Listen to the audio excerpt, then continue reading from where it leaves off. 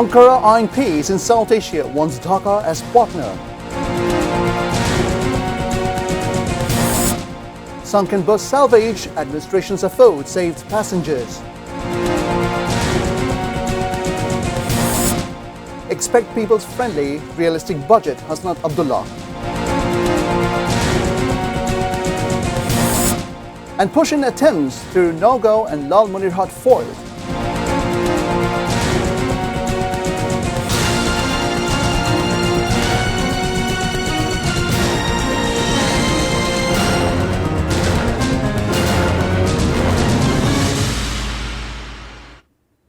Well, those were the headlines. Good evening, viewers. I'm Salim Kadir, and you're watching English Bulletin.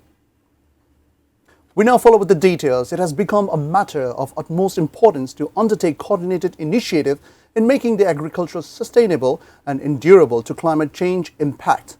Prime Minister Tariq Rahman made the remark on his Facebook page on the occasion of World Environment Day on Friday.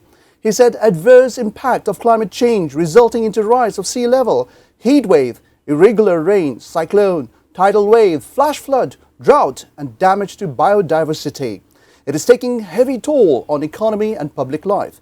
The Prime Minister said it is possible to build a green, safe, livable, environment-tolerant Bangladesh through coordinated effort, environment awareness and responsible attitude.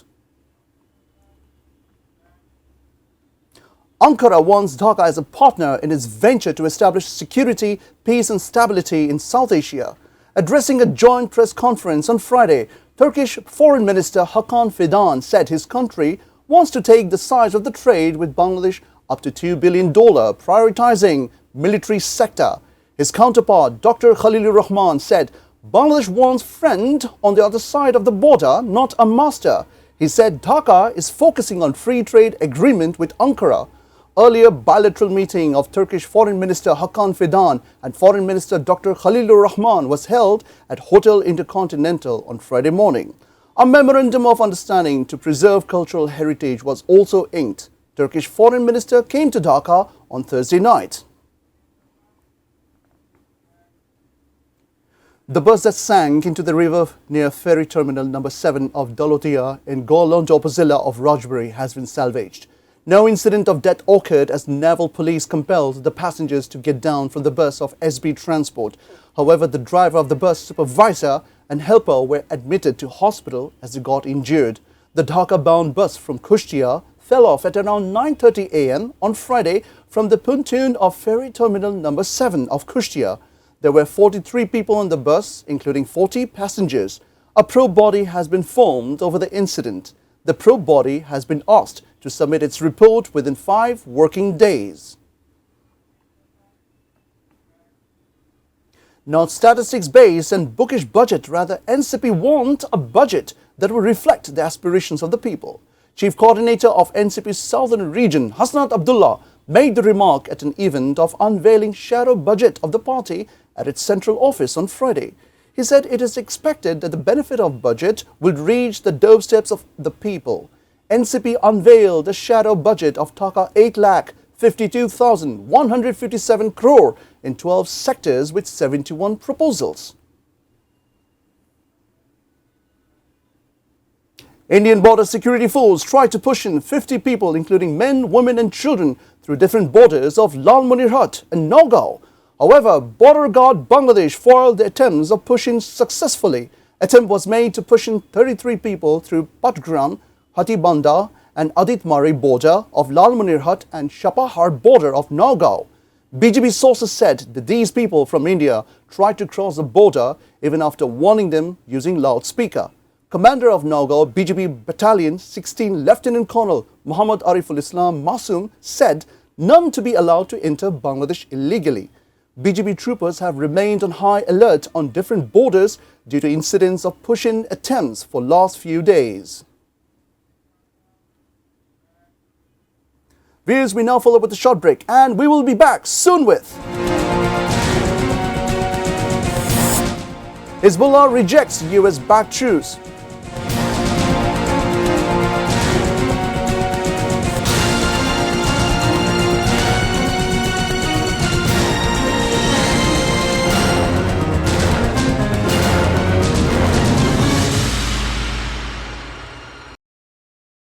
Welcome back. You're watching ATN News. This is English Bulletin. Respite for the low-income people and investment-friendly policy will get importance in the upcoming budget. Prime Minister's Finance and Planning Advisor, Professor Rashid Al-Mahmoud Titumir, made the revelation in an exclusive interview with ATN News. He said the government is mainly eyeing to provide social security to the low-income people. That is why there will be above Taka 1 lakh crore subsidies for the local social safety net. He also talked on the pay scale for government employees. There will be no additional tax on motorbikes and battery-driven rickshaws, he added. The likely size of the first ever budget of the BNP government will be Taka 9,38,000 crore amid the challenges of transition from fragile economy and fulfilling Pol's manifesto. Viewers, we now begin with news around the world.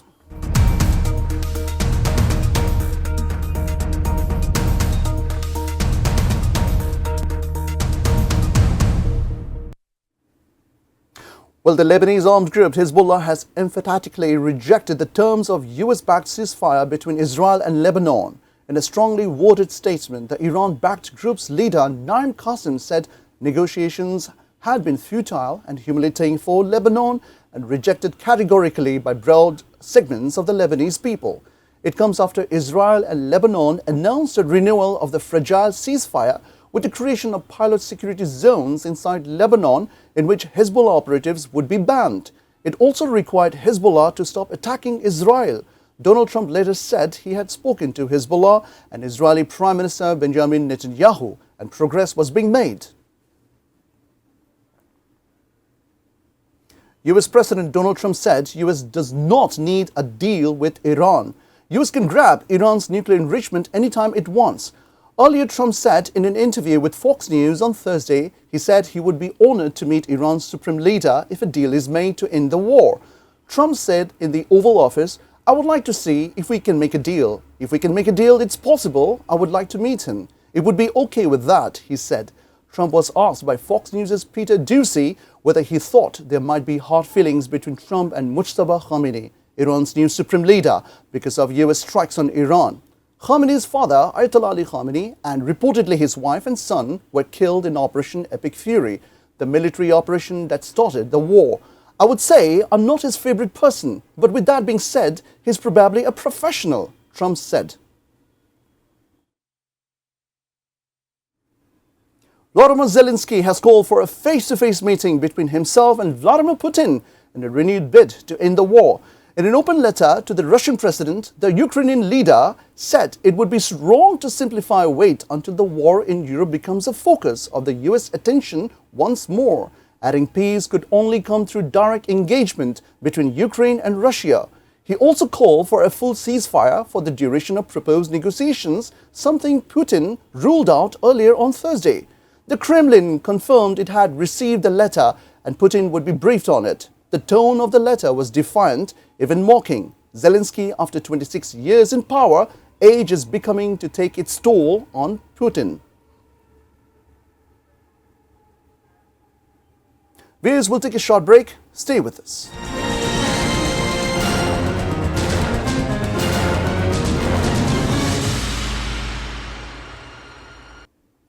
Viewers, before ending the bulletin, we have top stories once again.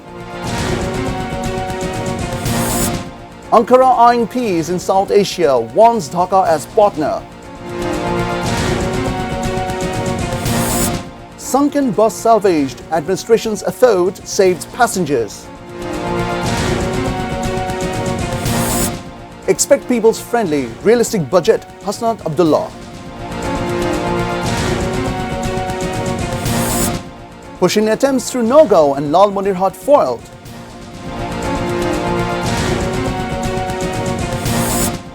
Hezbollah rejects US-backed truce.